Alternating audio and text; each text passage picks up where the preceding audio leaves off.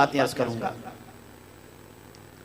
कि मर्दों को अपनी बीवी के साथ किस तरीके का सुलूक करना चाहिए और उसकी वो कौन सी आदतें हैं जिन आदतों की बुनियाद पर उसकी बीवी को वो सुकून पहुंचा सकता है, उसकी बीवी के लिए वो बाइसे तस्कीन हो सकता है, उसकी बीवी के दिल से उसके लिए दुआ निकल सकती है, उसकी बीवी के दिल के अंदर उसका एहतराम बढ़ सकता है, उसकी बीवी उसे देखने के लिए बेचैन हो जाए, उससे बात करने के लिए बेचैन हो जाए। वो कौन सी खूबियां हैं जो एक मर्द के अंदर होनी चाहिए जिसकी वजह से फैमिली डिस्प्यूट न हो और बीवी अपने शौहर पर नाज भी करे और अपने शौहर पर फख्र करने की कोशिश भी करे। आज सिचुएशन जुदा है। आज हाल ये है कि शौहर के आने का वक्त हो तो बीवी पर टेंशन हो जाता है कि पता नहीं क्या होगा। आज सिचुएशन जुदा है कि शौहर के सिलसिले में बीवी का अगर आप ओपिनियन जानना चाहें तो मैं समझता हूं शायद ही कोई औरत ऐसी हो या बच्ची ऐसी हो जो हफ्ते में एक मर्तबा मैके जाने के बाद अपनी मां के सामने सबसे पहले अपने शौहर की शिकायत न करती हो। ये सारी पोजीशन इस वक्त हम मुआशरे के अंदर देख रहे हैं, लेकिन आकाए करीम सल्लल्लाहु अलैहि वसल्लम की हयात तैयबा का मुताला करें तो ये बात हमें वाज़ेह तौर पर मिलती है कि रसूल गिरामी वक़ार सल्लल्लाहु ताला अलैहि वसल्लम बहैसियत शौहर अपनी बीवियों के साथ जो हुजूर सल्लल्लाहु अलैहि वसल्लम का सुलूक था वो इतना वालिहाना सुलूक था कि रसूल गिरामी वक़ार सल्लल्लाहु ताला अलैहि वसल्लम पर हर बीवी अपनी जान निछावर करने के लिए तैयार थी। वजह क्या थी, सबब क्या था? आइए मैं पहले इब्तिदा करता हूं हुजूर सल्लल्लाहु ताला अलैहि वसल्लम की हयात तैयबा के चंद गोशों से। सबसे पहली चीज कि मेरे आका सल्लल्लाहु ताला अलैहि वसल्लम अपने घर तशरीफ ले जाते थे तो सरकार सल्लल्लाहु अलैहि वसल्लम की आदत करीमा क्या थी? हुजूर सल्लल्लाहु ताला अलैहि वसल्लम जब अपने घर तशरीफ ले जाते तो सरकार सल्लल्लाहु ताला अलैहि वसल्लम का अपने घर में दाखिल होने का अंदाज और तरीका ये था कि हुजूर सल्लल्लाहु अलैहि वसल्लम मुस्कुराते हुए अपने घर में दाखिल हुआ करते थे और दाखिल होते ही घर वालों को मेरे आका सल्लल्लाहु अलैहि वसल्लम पहले सलाम किया करते थे। ये आका करीम सल्लल्लाहु अलैहि वसल्लम की आदत करीमा थी। कभी भी सरकार सल्लल्लाहु ताला अलैहि वसल्लम अपने घर जब तशरीफ ले गए तो टेंशन के अंदर मुंह जो है वो एकदम मुंह पर जलाल की कैफियत हो, इस तरह से हुजूर सल्लल्लाहु अलैहि वसल्लम घर में तशरीफ नहीं ले जाते, बल्कि सरकार सल्लल्लाहु अलैहि वसल्लम जब भी तशरीफ ले जाते थे घर वालों को सलाम करते और मुस्कुराते हुए आका करीम सल्लल्लाहु अलैहि वसल्लम अपने घर में दाखिल हुआ करते। और घर में दाखिल होने के बाद सरकार सल्लल्लाहु अलैहि वसल्लम क्या करते? मेरे आका सल्लल्लाहु अलैहि वसल्लम सबसे पहले घर में दाखिल होने के बाद दिन भर की मसरूफियत के बाद जब रात में घर में दाखिल होते तो आका करीम सल्लल्लाहु अलैहि वसल्लम पहले मिसवाक कर लिया करते। अब आज हम देखते हैं गुटखे के शौकीन, न जाने कैसी कैसी सिगरेट और न जाने क्या क्या चीजों के शौकीन घर में जब दाखिल होते हैं तो मुंह से बदबू आती होती है और फिर इसी हाल में बैठ जाते हैं, सामान रखे और टू बैग है उसको रखा और बैठ गए सोफे के ऊपर और टीवी वॉच करना उन्होंने शुरू कर दिया और मुंह से बदबू आ रही है। ये सारी चीजें हो रही हैं। और इसी तरीके से एक मर्द ये उम्मीद रखता है कि मैं घर में जैसे ही दाखिल हूं तो बीवी मेरा बैग मेरे हाथों से ले ले,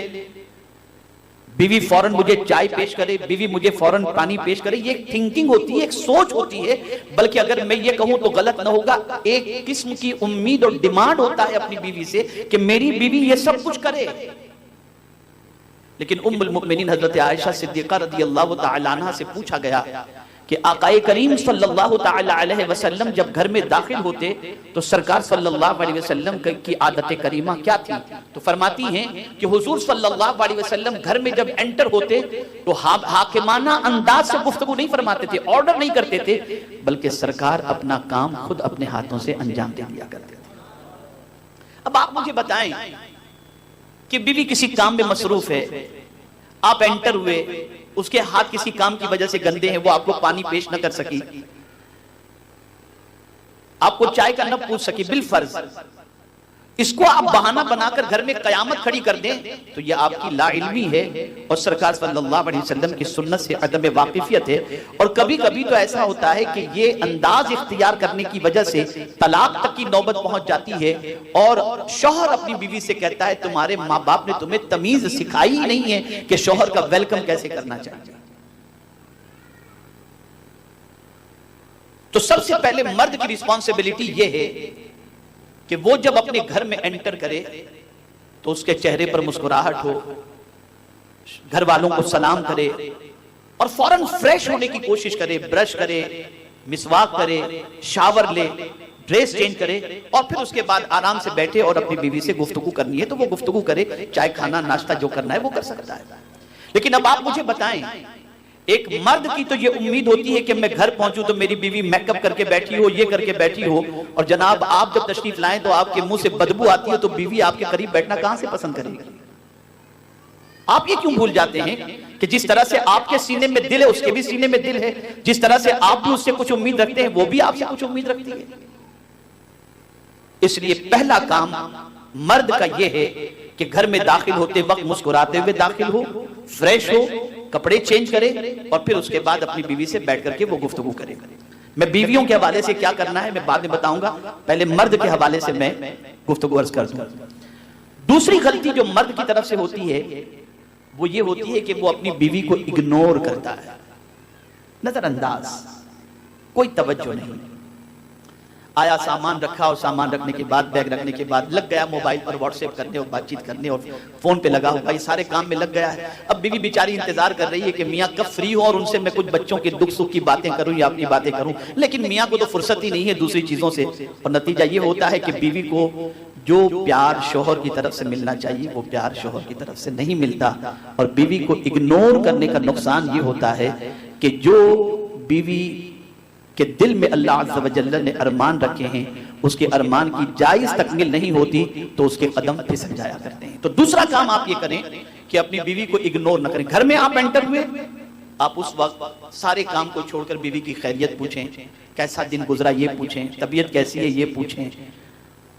हाल अहवाल पूछें। थोड़ा सा वक्त आप उसके साथ स्पेंड करें और सारी चीजों को पूछने के बाद अगर कोई जरूरी आपका काम है और कोई जरूरी बात कुछ करनी है तो किसी से आप अपनी बीवी से कहें, अगर तुम कहो तो मैं थोड़ी देर खास काम है मैं कुछ फोन कर लूं, और अदरवाइज आप कहेंगे तो वो इनकार नहीं करेगी, लेकिन उसका दिल रह जाएगा कि मेरे शौहर ने मुझे इग्नोर नहीं किया। ये बज़ाहिर छोटी चीज है लेकिन हकीकत में यह है कि एक फैमिली लाइफ को स्ट्रॉन्ग करने के लिए, शादीशुदा जिंदगी को मजबूत करने के लिए ये बहुत ही अहम चीज है। इसके बगैर एक शादीशुदा जिंदगी सुकून वाली नहीं हो सकती। तो अपनी बीवी को इग्नोर न करें, अपनी बीवी को नजरअंदाज न करें। और अगर कभी यह भी देखा गया कि शौहर घर में एंटर हुआ और बीवी साहिबा मेली कुचेली नाइटी के अंदर बाल बिखरे हुए अंदाज के अंदर मौजूद है या थोड़ी सी तू में हो गई तो मियां फौरन उसे कह देता है अब तो तुमसे मेरा दिल भर गया, मैं अब दूसरी शादी कर लूंगा, या फिर डिवोर्स की धमकी दे देता है। ये जो तरीका है ये तरीका मर्दों का अच्छा नहीं है कि आकाए करीम सल्लल्लाहु ताला अलैहि वसल्लम ने जिंदगी में भी और विसाल के वक्त भी सरकार सल्लल्लाहु अलैहि वसल्लम ने सहाबाए किराम अलैहिम रिदवान को ताकीद फरमाई कि अपने अहलो अयाल के साथ अच्छा सुलूक करो और खास तौर पर अपनी बीवी के साथ अच्छा सुलूक करो। ये हुजूर सल्लल्लाहु अलैहि वसल्लम का इरशाद गिरामी है। आज बहुत सारे मर्द ऐसे मिलेंगे जो शादी ही इसलिए करते हैं कि वो आराम से पड़े रहें, बीवी कमा करके खिलाए, या इसलिए शादी करते हैं बड़े घरानों के अंदर के वहां से बीवी जहेज लेकर के आए और जब जरूरत पड़े तो मेरी सास और मेरे ससुर मेरा पूरा करें। ये सारी चीजें होती हैं, ये अच्छे मर्दों की अलामत नहीं है। मर्द वो जो अपने बीवी बच्चों की किफालत का जिम्मा ले और अपने बीवी बच्चों की जायज जरूरियात की तकमील के लिए वो मेहनत और मशक्कत करे और अपने बीवी के घर वालों से किसी चीज की, किसी किस्म की कोई उम्मीद न रखे, बल्कि खुद अपने पैरों पर खड़े होकर मेहनत और मशक्कत करके अपने बीवी बच्चों की किफालत की